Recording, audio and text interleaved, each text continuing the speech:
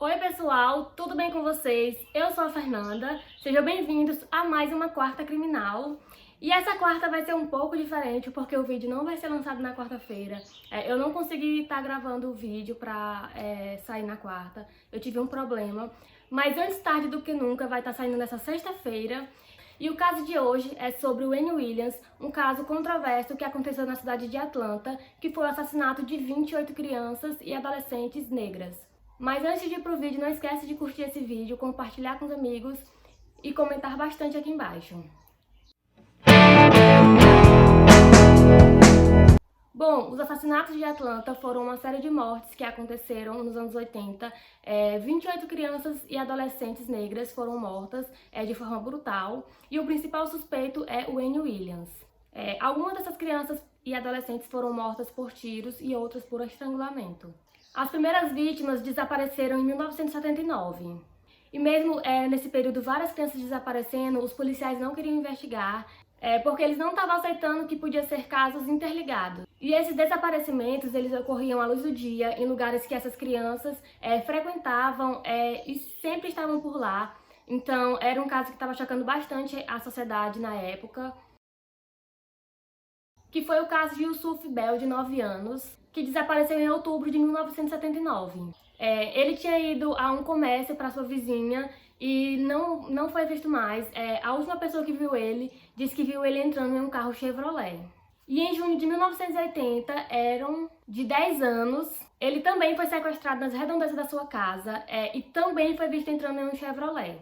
E o caso dessas pessoas que estavam vendo esse Chevrolet se tornou importante mais tarde para as investigações. Então, assim que quando começou a aumentar os casos de desaparecimento, os pais estavam muito preocupados, não estavam mais deixando seus filhos saírem, por medo de que os seus filhos também sumissem, já que várias crianças desapareceram e não estava sendo feito nada para resolver isso, para tentar investigar e solucionar esse caso. Foi quando os desaparecimentos começaram a aumentar que a prefeitura resolveu criar um toque de recolher e as investigações começaram. E no ano de 1981, Nathaniel Carter, de 27 anos, foi visto entrando em um teatro de mão dadas com um homem, e depois disso ele desapareceu. E horas depois o seu corpo foi encontrado. E o principal suspeito foi o Wayne Williams. E apesar da diferença de idade entre as vítimas, os investigadores perceberam que as vítimas se encaixaram no parâmetro geográfico. Então eles passaram a observar que esses desaparecimentos ocorriam um próximo do outro desse bairro. Então eles resolveram interligar os casos e começar essa investigação a partir desse ponto. Então eles resolveram montar uma vigia em uma ponte para tentar descobrir se alguém jogaria algum corpo nessa ponte, que foi o que aconteceu. Então, em maio de 1981, ocorreu a primeira chance de capturar o serial killer. Durante esse momento que esses policiais ficavam nessa ponte, então um policial escutou o barulho de alguma coisa sendo jogada na água, então eles correram para averiguar o que era, e quando chegaram lá, eles encontraram uma caminhonete Chevrolet. Eles se depararam com um jovem de 23 anos chamado Wayne Williams. Então ele disse que o carro não era dele, e sim dos seus pais. Ele disse que era jornalista e um jovem aspirante a músico. E então ele disse que estava indo para a casa de uma mulher para estar fazendo um teste com ela. Então eles ligaram para essa mulher e ela informou que ele disse que o nome dele era quando na realidade esse não era seu nome verdadeiro.